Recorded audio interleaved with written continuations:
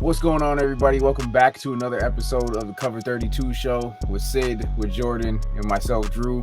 Today, we're going to be covering the top 5 rookie wide receivers for the 2022 NFL draft class. Landing spots we think, who our favorites are, who we think they play like. All of that stuff's going to get covered in this episode. So let's roll that intro and get into our top 5 2022 rookie wide receivers.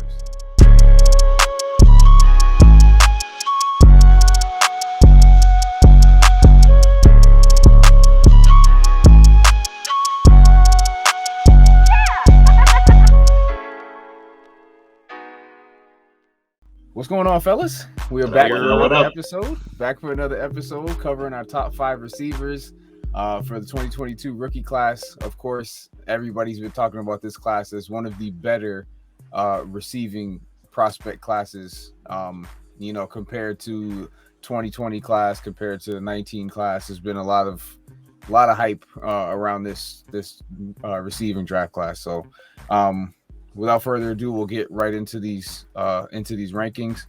And of course, this is all just a list, so we can, whoever you got as your 1, your 2, your 3, we'll talk about in this episode. So, but the first guy who, right after the season, the college season ended, that a lot of people, especially in the fantasy community, have been projecting as their favorite receiver coming out of this draft, is wide receiver out of Arkansas, Treylon Burks. Okay, so we'll start with Treylon Berks out of Arkansas, 6'3", 225 wide receiver. So he's pretty big boy, huge for a wide receiver. 22 years old.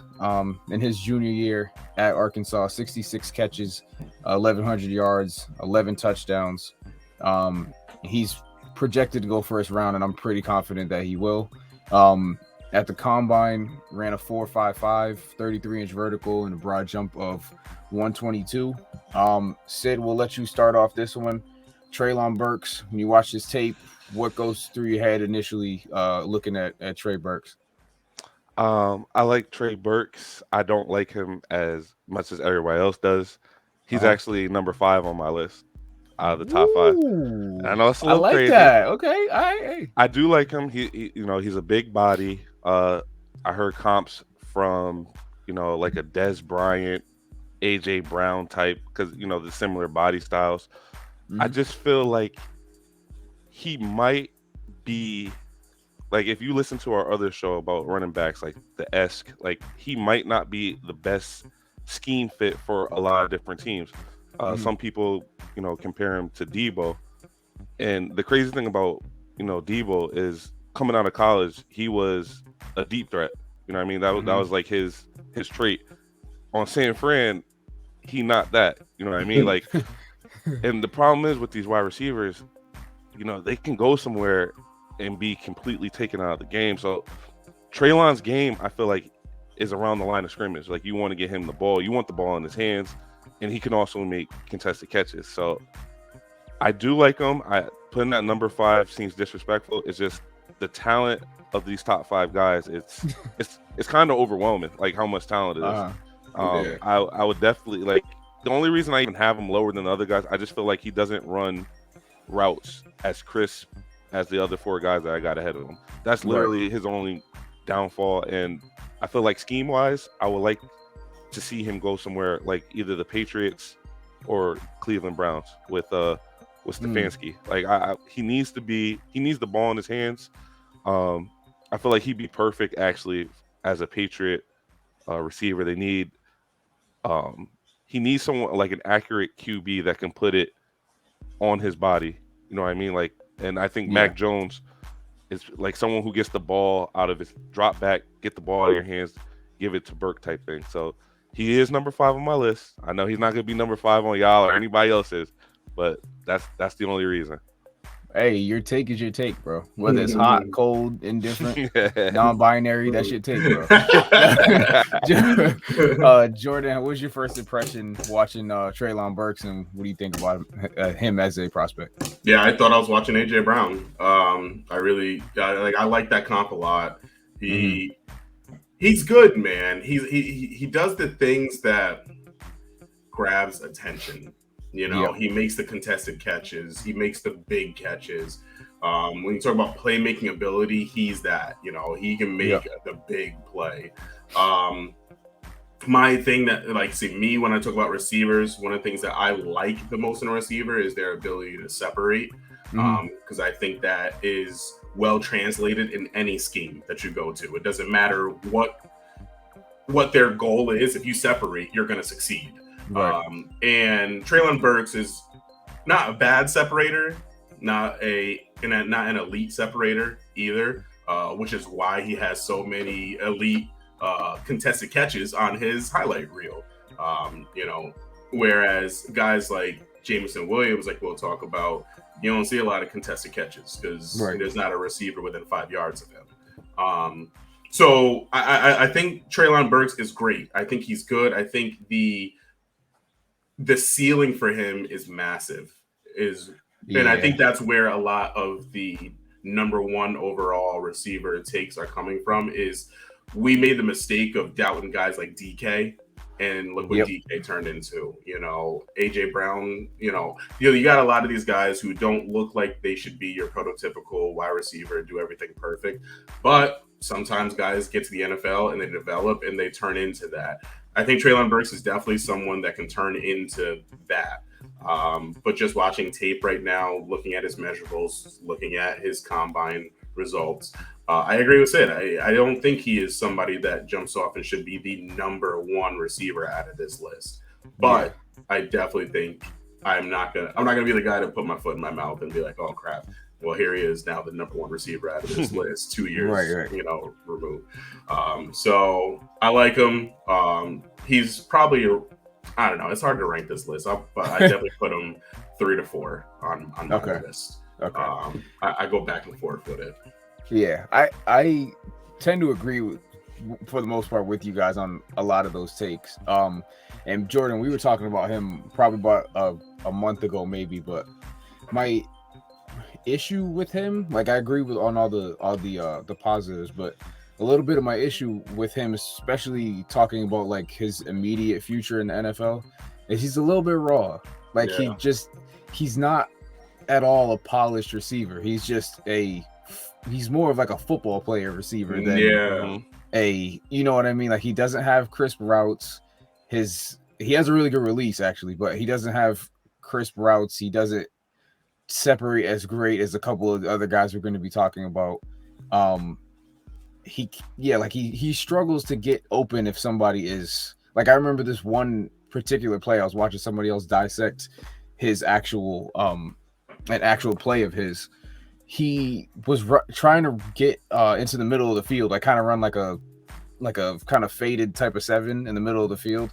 As soon as he turned, the guy stayed with him, and he couldn't, instead of trying to like make another move or cut harder into the middle of the field, he just tried to like run through the dude. Like, he doesn't, once you break a part of his route, he doesn't know what to do, and he just turns into, okay, well, get out of my way, I'm just going to try to get to my spot.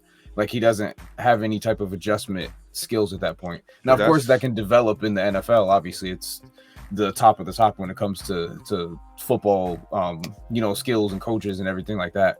So he definitely can develop in the league. And I think he's more of a hot commodity when it comes to dynasty fantasy football. Like, that's a guy you take a shot on because, like Jordan said, his ceiling is AJ Brown type of prototype. Not so much DK as with speed wise, and he's a little bit shorter than DK, but he has that type of profile that he could turn into a monster receiver. And go ahead, my fault. No, you good. And just like his stats for like why I don't have him at 5. He's kind of like 2 or 3 for me right now, but just his game that he had against Alabama last year, Alabama being one of the best teams, offense, defense, whatever, in the country. He had, I think it was 8 catches for 179 and 2 touchdowns on Bama. Now, I get Arkansas probably doesn't have that many other weapons other than Treylon Burks, but the fact that he was still, that even makes it more impressive because Alabama only got to worry about Treylon Burks, and they couldn't hold a kid, like they couldn't stop him. He still had 8 catches. I think he was like 8 for 12 targets or something like that, 13 target, whatever. But 179, 2 touchdowns, that's a lot for one player on the Alabama defense, bro. Like, they have NFL DBs coming out of that school year in and year out. Like, so he can be elite at the next level. Like, there's no question about that. It's just a matter of at what point do you want to take him in the NFL draft that you're, going to capitalize on that draft piece, depending on what your team needs are, because he could be a little bit of a project. So yeah, like a couple landing spots I like for him would be he'd be good in New England. He'd be good in Green Bay. Anyone be good in Green Bay. Well, yeah, anybody. Anybody. I just think I kind of went like because Aaron Rodgers usually likes somebody can get open a little bit easier than Treylon Burks. And the timing routes. Because that's my only very accurate. So that's my only thing with Treylon, bro. Like, if he ends up with the wrong QB, like for instance, like a Jared Goff. Jared Goff don't throw contested balls. No. Like he wants to see you open for a couple minutes before you throw that. That's why Cooper Kupp was always fed with him, because Cooper Kupp can separate, but this dude ends up on the wrong team. I mean, he might just disappear. You know what I'm saying? But take all of that on the field stuff out of it. Like, physically, he might be the most impressive physically receiver in the whole entire draft. He's physically imposing as a receiver. Like, he could probably push over most DBs if they get in his way. Which is probably why he ran into that DB on the film I was watching. He's like, all right, bro, just get out of my way, then I can't run around, whatever. So but yeah, so Treylon Burks definitely more so for a dynasty fantasy football is a lot of people's number one receiver. But yeah, he should go towards the end of the first round, I think, unless somebody jumps for him. But definitely a good prospect and somebody to keep an eye on. Number 2 receiver on our list, one of my favorites, bro. One of my favorites. I've been talking about him before we I texted Jordan about. I said, "Yo, have you watched this dude? Like, this is like September, bro. Like, I'm not even kidding." While he was still playing, like he was. So number 2 out of USC, Drake London. 6'5", 220-pound wide receiver, only 20 years old. Went to USC, and as a freshman was battling with Michael Pittman Jr. and Amon-Ra St. Brown in that wide receiver room. So, of course, 2 soon-to-be stud receivers in the league right now currently. And last year, he was on pace to win the Wide Receiver of the Year award. I think it's a Blindikoff or something like that, but that's the best receiver in the country. 88 catches, 1,084 yards, 7 touchdowns in only 8 games. And in that 8th game, he broke his ankle. So that is 88 catches in 8 games is astronomical. Like, obviously, he's not going to be able to repeat that type of product. Like, that's insane. But like, they were literally force feeding him the ball, but he was making do with it. You know what I mean? Like, making the most out of it. Easily first round draft capital. Probably will be the first receiver off of the board in the NFL draft. Didn't do any of the combine because he's working on that ankle injury. Was supposed to do his pro day last week, but I think he had some type of hamstring, so he pushed it out a couple weeks. Hamstring injury. But his numbers probably would have jumped off the page for a 6'5", 220-pound receiver. What are you guys' initial thoughts when you watched Drake London's highlight tape, his film? Whoever wants to start, what's your first impression of Drake London? Yeah, so over the last few months, man, Drake skyrocketed up my board, man. I like him a lot, yo. He does all the things that, like, I want my receiver to do. And so with that broken up season that he had, averaging 11 catches a game, like, what that told me is this dude can handle a workload. He can handle being the alpha receiver. So that's number 1 that you want to see out of your receiver. Then what kind of lends to him being able to do that is the skill set that he has. He has a great release. He's very hard to get a hand on at the line of scrimmage, which is why you don't see a lot of tape of guys trying to jam him. He has good speed. If I was to take a guess just watching his tape, I mean, I think he's somewhere in that 4.4 area. Yeah. 4.4. And if he was to break, sub 4.3, I'd be ecstatic. So he's got good speed. He's got a good release. I love his routes. They're crisp. He's in them. And he's a big dude. He reminded me a lot of Kenny Gallaudet, actually. Yeah. Detroit Kenny Gallaudet, when Gallaudet was just working. Why not New York Giant Kenny Gallaudet? Nah, we don't speak of that one. But, my hope for Drake London is my same hope that I have for Kenny Gallaudet, is that he could be somewhere where he could just be the guy. Kenny Gallaudet never got that, in Detroit, and I think he would have been great. I think Drake London has that opportunity. We're kind of seeing him possibly going to the Jets. Mm-hmm. I like that because I think he goes there and becomes the immediate number one receiving option. I like Elijah Moore, but Elijah Moore is not running with no Drake London. No, I don't think so. No. So, my player comp was Kenny Gallaudet. My landing spot, I do think I would, the first time ever, I think I'd like to see him as a Jet. Wow. So you don't hear a lot of people say, I want to see somebody on the Jet, unless you're a Jets fan. So that would be, Drake London, is going up for the ball, just the way he runs to after the catch. Yeah.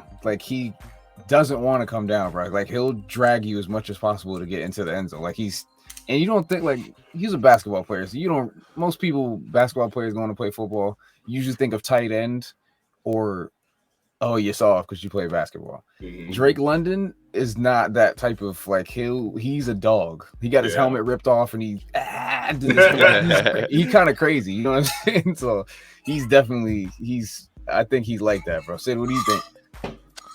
Drake London is number 4 on my list. Yo, Sid, I'm loving this, bro. Listen, I do like Drake London. He is number 4 on my list. He got the body size you want for your receiver.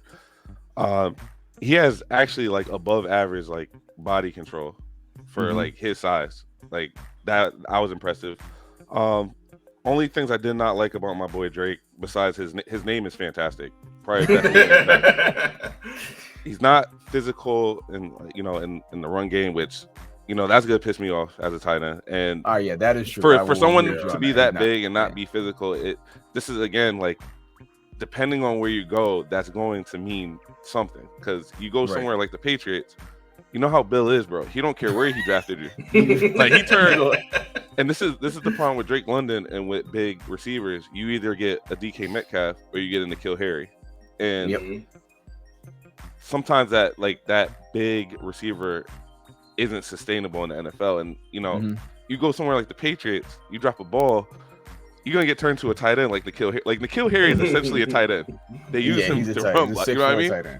Yeah. So that's my only thing. I'm just afraid of big receivers now. I'm afraid it's boom or bust at this point. The comps that I seen, I think it was kind of unfair. They compared him to Marcus Colston. Come on. I like that one though. It's a good one. I don't mind. I think it's a better Marcus Colston. Yeah, exactly. I think that was a little unfair. That I would love to actually see him. Besides, I would actually like the Jets too, because I feel like Zach Wilson is going to lean. And, Zach Wilson, I watched this dude live last year. He threw to Corey Davis in quadruple coverage. So he don't care at all. That's who you throw into quadruple coverage though. Right. That's what you use him for. And I want to see Drake London succeed. I want him to shoot up to number 1 because he has the body, the frame. He should be the number 1. It's just the separating issues. But I would also like to see him go to. Apparently, Arthur Smith loves a 6-foot wide receiver room. This dude has 6-foot Kyle Pitts. Yeah, 6'5" Auden Tate. He signed another dude, Kadero Hodge, he's 6'2". So why not just go get another 6-foot monster and just have Marcus Mariota just. You know what I mean? So that would be crazy. I know. Once again, wild. I want everyone listening to understand how deep this wide receiver draft is. I'm not disrespecting Drake London. You're really not, bro. I want success for him. I don't want no more. And I don't even think N'Keal Harry is that bad. I think sometimes these dudes go to the wrong team, and it just, Bill Belichick's an old school guy. Like you piss that man off once, you might never see a target again. You know what I mean? So I would love for him to go to the Jets or the Falcons. Someone that needs to be inspired. You know what I mean? Someone that can get work. That's gonna get. Marcus Mariota's playing for his future.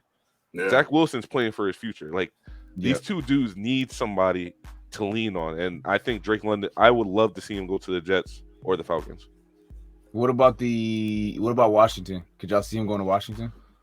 Actually, not. Well, obviously you could see him, but would you like it as much? No. Just because Washington's a hot, steaming pile of poo right now. Yeah, I just don't trust Carson. Bro. I really don't. Like, I know a lot of people like him, and some people are indifferent. I do not like.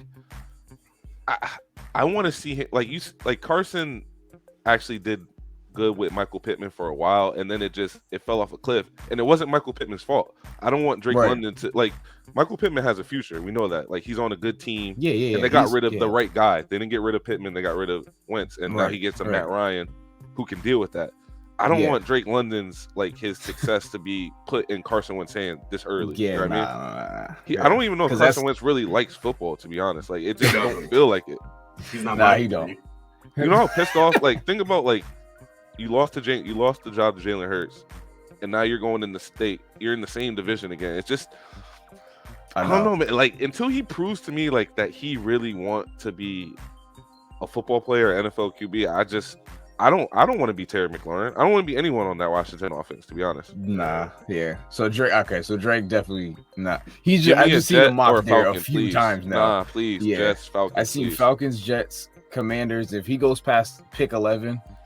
If he goes 12 to the Vikings, unfair. That would be perfect for Kirk. You know what I mean? I know. And Justin Jefferson. Why not just make it all the way to 15? Let's go to Philly. No, Philly. He don't want to play there. He's too light skinned for Philly. All right, so Drake London, second player on the list. For us, obviously he's not guaranteed to be the first guy off the board, but he's probably going to be the first receiver taken. Best receiver in college last year, stat wise, just got the injury. So, so Drake London, 6'5", 220 out of USC. Our third receiver that we're going to cover tonight for a wide receiver rookie rankings for 2022, the Ohio State, number one target last year, kind of. Garrett Wilson, 6 foot, 195, age 21. So he's coming out his junior season. Has 77 catches for 1,000 yards, 12 touchdowns last year, playing alongside, of course, other draftee, Chris Elave, who's coming out this year as a senior, and the consensus number one receiver in college football next year in Jackson Smith and Jigba. So playing in between both of those guys and completely balled out. First round draft capital, of course, he's probably going to go anywhere from 15 on. Could go a little bit earlier than that too, but what's you guys' first impressions watching Garrett Wilson? Jordan, start us off. That is my wide receiver one. Okay. I like Drake, but Garrett Wilson, that boy is complete. Yeah. He does everything. I think he is the best route runner. If not the best, then the only other one was probably going to be Chris Elave. And I have a hard time with deciding which one is the better route runner. But Garrett Wilson got something about him, bro. Like, he wants it, man. He wants it bad. And my comp for him actually was OBJ. Just like, he's an alpha receiver, steps on the field, and every single time he wants the ball. Yep. But doing that while being with Chris Elave and the I can never pronounce his name, but like doing that with those three receivers, with those two other receivers, that's impressive, man. That's really impressive because you don't hear that at the NFL level, right? Supporting three receivers like that.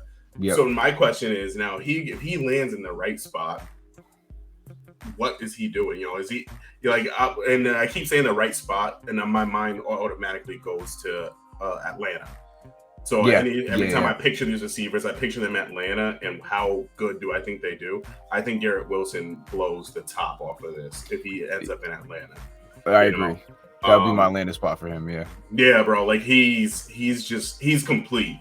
And as much as like, in the last episode when we talked about Breece Hall and like I was begrudgingly high on Breece Hall just because of how complete he is.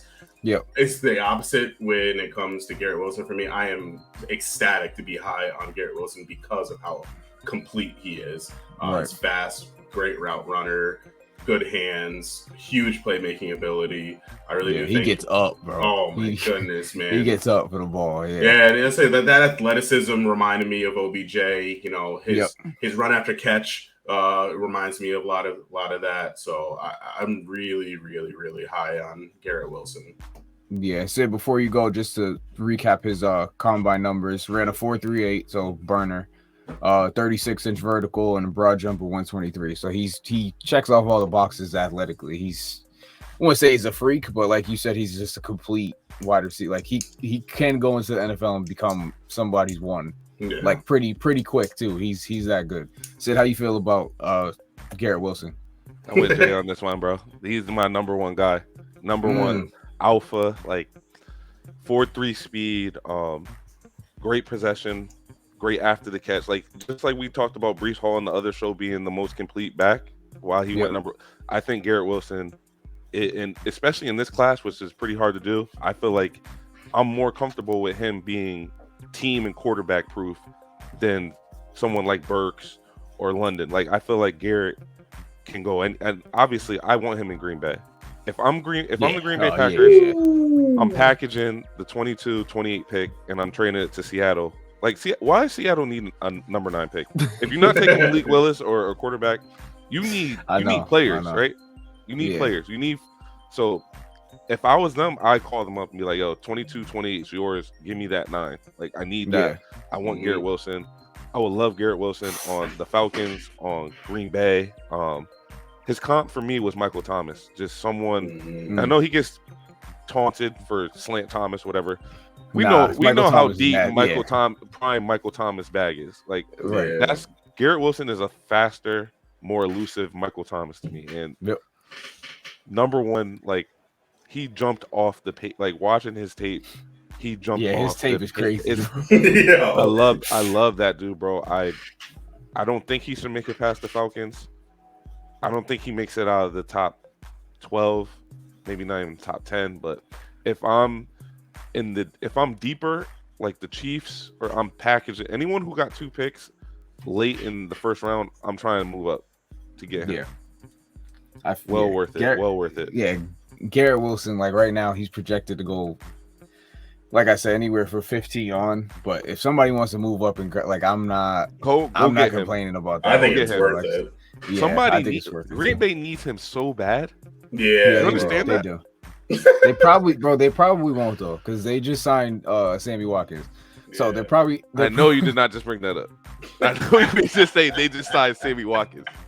No, but I'm saying because they're stupid. So they signed Sammy Watkins, and they're gonna try to justify that. But we don't need to move up. We'll grab somebody at 22 or 28. That's what I'm saying. They're gonna. Honestly, you know what, man? Green Bay can't afford to pay any of their rookies, anyways. But you know what? That's why if I'm Aaron Rodgers, I'm sipping on a freaking pina colada while they pick up. Like, I don't care who I'm throwing to. I'm just whatever. Make it work. Yeah, exactly.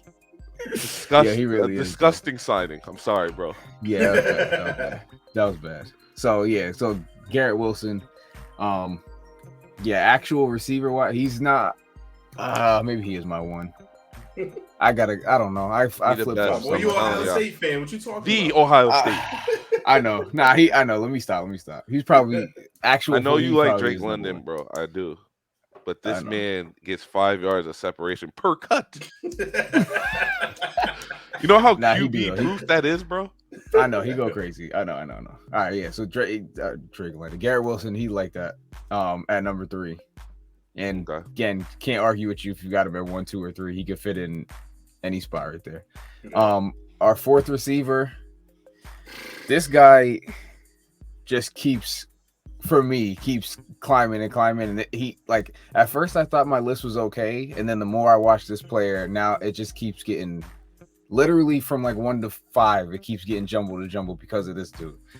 Alabama's receiver, Jameson Williams, 6'2", 189 pounds, a junior last year. Of course, he transferred from Ohio State his freshman and sophomore year. Couldn't break that wide receiver room with Elave being there, Garrett Wilson, Jackson Smith and Jigba.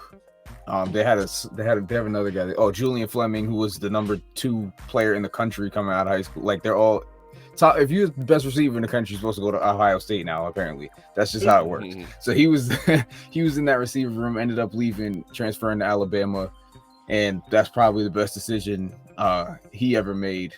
Obviously, has first round draft capital right now. It's looking like later in the first.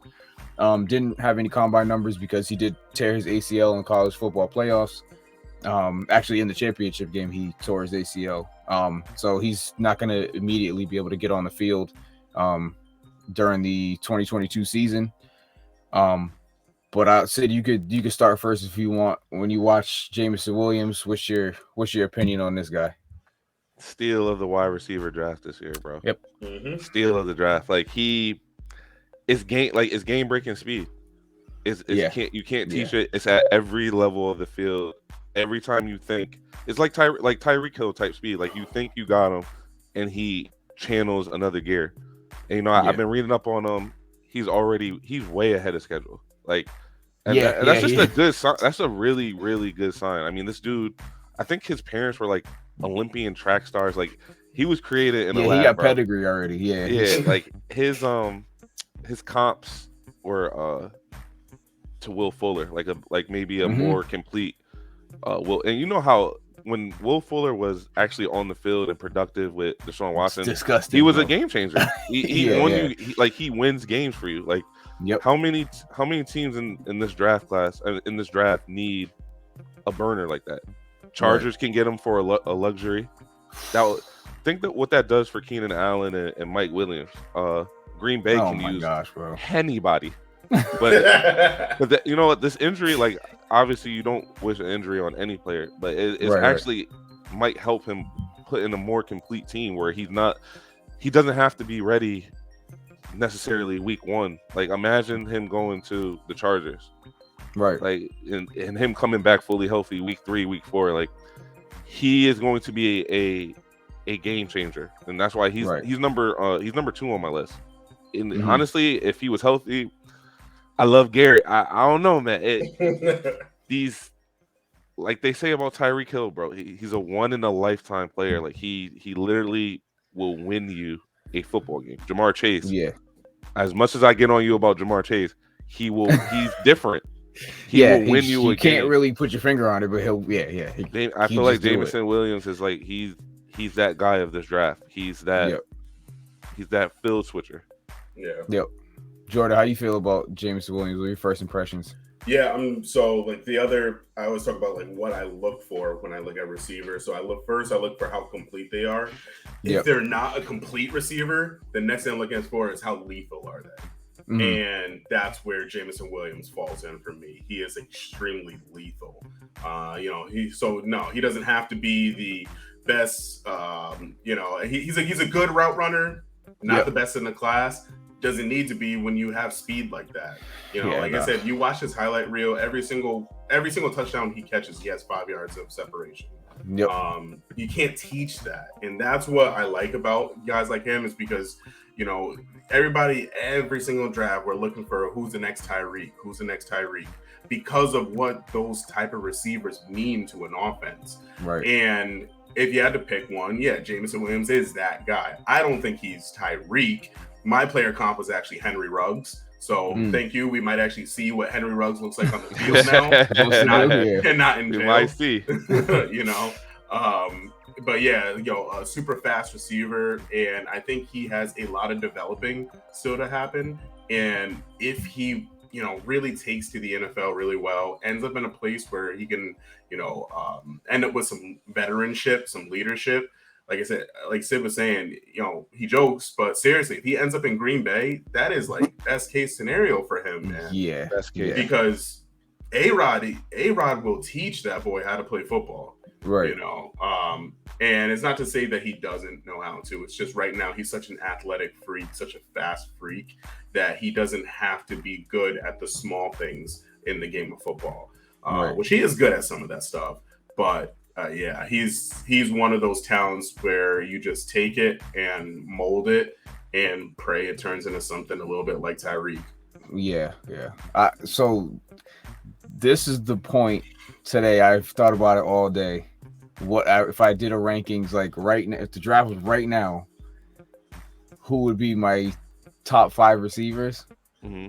And as of right, it's gonna change. I know it's gonna change, but as of right now, Jameson Williams is my favorite receiver in this draft class. Yeah, and I didn't think I would be here, bro. Like I really I didn't think I'd come to this point because at one point he was 5, and then just the more obviously he tore his ACL and he's like Sid said he's on the fast track or whatever. But I really wanted, because I was writing him off at first as just a speedster, like, oh, he couldn't even make it on Ohio State, like he came to Alabama, he's the guy over Alabama, blah blah blah, whatever the case may be. I was kind of writing him off. But the more I watched him, like actual game, like, because there's one thing watching film like his highlights, which obviously that's what everybody watches initially. But because I didn't want to write him, I was like, hold on, let me just give him an actual chance. I watched like a game of him like playing. He can do like a lot more than we think. Like he's not just like Darius Hayward Bay just run down the field and or Valdez Scantling just run down and try to catch it. Like you were saying, Jordan, like he's a good route runner. He's not the best in the class, but all he has to do in his route is just do that one cut, do that little jump step, do one little stop and go. Like I saw one, they did it in slow motion. It was a stop and go. And he lost the DB so bad. Like the DB's knees were like, whoa, just because he can literally stop on a dime, and then his acceleration off of that stop is insane. Like completely insane. So I think he had almost 1,600 yards last season, 79 catches, and 15 touchdowns at Alabama. And Alabama has receivers, bro. Like John Matthews, he's coming out of this draft. Like obviously the quarterback, Bryce Young, the quarterback's really good, but I don't know. I just think, and it's maybe I'm thinking a little bit like further down the road or like dynasty fantasy football, but he has potential, especially if he lands on the freaking Chiefs or the Packers or the Chargers or somewhere good. Like you can't teach that type of speed, bro. And he can, once he gets the ball, you're not catching him. Like you can't even catch him before he gets the ball. So when he gets the ball, what are you gonna do? Like that's it. He's a game breaker, bro. So I don't know. It's probably gonna change again, bro. But he's probably my favorite, like one right now, bro. And I really didn't think it was Treylon. I mean, it was Drake London for so long. Then it switched to Treylon Burks. Then I was on Garrett Wilson last 2 weeks. Now it's J-Mo. So I'm like, I don't know. It's a deep class, man. It's a very deep class, bro. It's super deep. Yeah, it's super. It's crazy, bro. So and the guys after this top 5 are even nice too. George Pickens, like bro, there's like 10. There's like literally 10 guys. It's insane. So all right, so we'll wrap up. So far we have Treylon Burks, Drake London, Garrett Wilson, Jameson Williams, rounding out our top 5. And even 5 through 7 in some people's eyes could be subject to change, but we're only going to do the top 5 for today. Is Garrett Wilson's running mate at Ohio State, senior, finally coming out of college. Chris Elave, 6'1", 187 pounds. He's gonna be he's 21 right now. He'll be 22 when the season starts. Late first round, early second round draft capital right now. I think he goes in the first somewhere. 32 career touchdowns in his career at Ohio State. I think he's the best route runner in the class. I think that's what he's best at, I should say. Yeah. Like he doesn't make mistakes as a route runner. And there's some things I don't like about Chris Elave, which is why I have him at 5, which I'll get to in a second. I'll let you guys go. But what were you guys' first like initial impressions watching Chris Elave? Because all 3 of us, I know we've seen him play in college watching Ohio State, but watching his film and going back and kind of doing some film grades or whatever, what do you guys think of Chris Elave? I like Chris Elave. See, he's the one that I have a hard time ranking because I like him, and then I have issues with him. Mhm.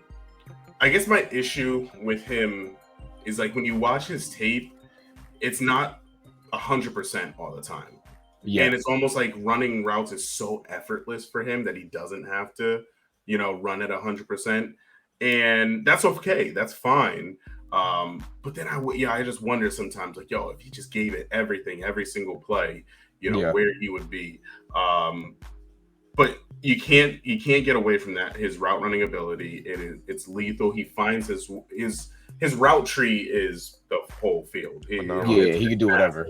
Yep. Yeah, I remember they just put up the graphic of his win percentage on every single route, and I don't think there was a single win percentage under 75% on any route. That's wild. That's wild. Crazy. So at minimum, 75% of the time, he's winning no matter what route he's running. No matter what. Yep. So like he's a route technician. Yeah. And that's exactly what you're looking for. He's going to be a wide receiver too, wherever he goes. Yeah. He doesn't have one potential, I don't think. No, he doesn't have that alpha intangible to him. Right, like I look at him and I don't think, and I think if we ever did try to make him the alpha, we're going to run into another Calvin Ridley situation where he's just not him. He's a great route runner, very lethal. That's actually my player comp for him is Calvin Ridley. And Ridley was best when he was playing with a alpha receiver. So you take Chris Elave. A lot of people are saying, like going to Philly. As much as a Philly fan, I would like that. I don't think he excels next to Devontae Smith because Devontae Smith is still developing, and it's a run first offense. So I just don't see that. Yeah. I don't think Green Bay is actually going to be a good fit for him because, like I said, he needs that alpha. I had a hard time picking where, and unfortunately, it won't happen. But I think Atlanta is the best fit for him. But just the way the draft is going to go, that's probably won't happen. But being somewhere with Kyle Pitts, a real alpha in the middle of the field, and Chris Olave have the rest of the field to himself, something like that would be the situation that I would like for him. Yeah. I like him, but I think he just has to be in the right place. Right. Sid, how you feel about Chris Olave? The most buttery roots I've ever seen, bro. I can't think of any other word to describe just buttery. Like he's number 3 on my list because his, just like you guys said, there's a lot of things I don't like about him, but his route running is so elite, and I feel like if he's meek enough and he goes to the right coaching staff, if they can bring the tenacity out of him, he could really excel as a wide receiver too. Being that we all play football and stuff, I'm just a real stickler for physicality. And that's the big thing that was missing from him. That is really missing from a lot of this class is getting pretty. You know what I mean? It's very, very pretty football. Like I said, his route running ability is smooth like butter. But unfortunately, at some point, you're going to have to get dirty. You're gonna have to get physical. They were worried his frame isn't the biggest frame. I'm not really worried about that. I comped him to Calvin Ridley too. That was 100% the comp, and I agree with Jordan. He's got to go somewhere where there's an alpha receiver that he can be moving around the field and get free. He doesn't have that alpha mentality like Garrett Wilson. He just doesn't. Right. And I'm not saying that he can never get it. I'm not saying that, but it's definitely not going to be year 1 or year 2 in the league. Right. And he I can't see him in Green Bay either. Under that type of leadership from Aaron Rodgers. He needs to go somewhere where Marcus Mariota just need help from everybody. You know what I mean? He needs to be in a room where, not necessarily that it's cuddly, but Philly, I give Devonta Smith a lot of credit for him being that small and to be able to go into Philly and just dive in with that mentality, which a lot of players can't do, like Carson Wentz. that just speaks to his toughness, his mental toughness, his physical toughness. I don't think Elave would make it a day in Philly. I think they'll chase my boy out of there. But I think Atlanta would actually be a perfect fit. I don't think he goes that high for Atlanta to get. So this draft is going to be extremely interesting. Like, yeah, it is. I think we're going to see some stuff we're not prepared for. Exactly. Yeah. I know it's a very heavy defensive, offensive tackle type draft. Yep. But the way these chips fall, the trades up on draft day, it's gonna be really, really wild. I actually can't wait for that show. Yeah, that's gonna be a crazy show. Oh man, and the other thing. Oh, I'm sorry. Go ahead, Drew. No, go ahead. No, I was gonna say too is that with how strong the 2023 class is, I feel like everybody's just trying to prepare for that draft. But I think you are going to see a lot of trades, a lot of packages setting up for next year.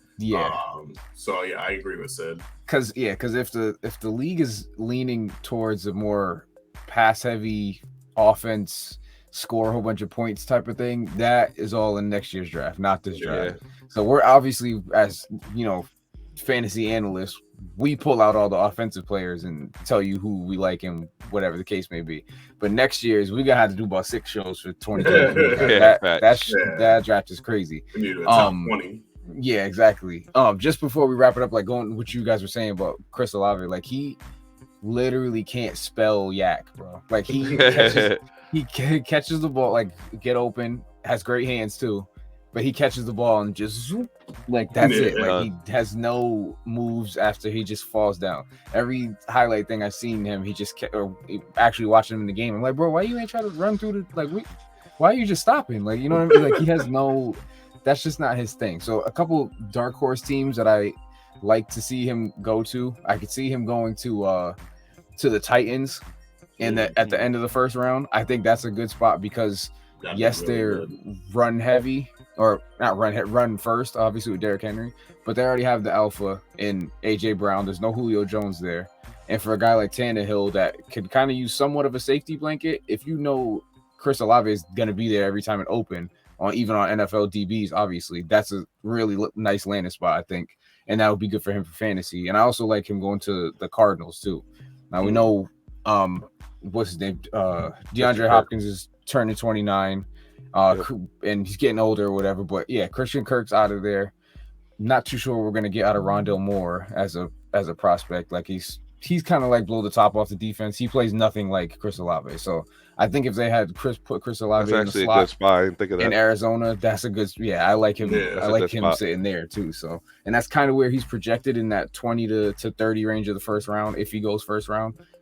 So there I think he can excel, but he has a ceiling of like a ceiling of Julian Edelman, but not even because Julian Edelman's actually tough. So that would be you know what I mean? Julian Edelman will fight you. So so Chris Olave for me comes in at wide receiver 5 on my own personal rankings. But like I said, you could flip a 5-sided coin for this top 5 for the receivers. It's really interchangeable depending on what type of receiver you like, landing spot, what quarterback they had. Like there's a whole bunch of factors into it. So definitely a good list though. And of course next year we'll be here again with a crazy running back show for next year. But we're gonna stick into 2022. Next time we get on the show, guys, we're gonna do quarterbacks. And then we'll get ready for the draft, the live draft show like we did last year. And hopefully you guys have as much fun as you did last year, and just tell everybody about it. Let's get all the streams going and get it, get a lot of views on that. So that is our 2022 rookie wide receiver ranking show. Fellas, thank you for hopping on tonight and getting this done for the Cover 32 viewers. We'll catch you guys on the next Cover 32 2022 quarterback rankings for our rookies, and then we'll move on to the draft. So thank you guys for joining us. Remember to follow us on Instagram at Cover 32 Show, our Twitter handle at Cover_32, and of course on YouTube at Cover 32. And we'll catch you guys on the next show. Peace.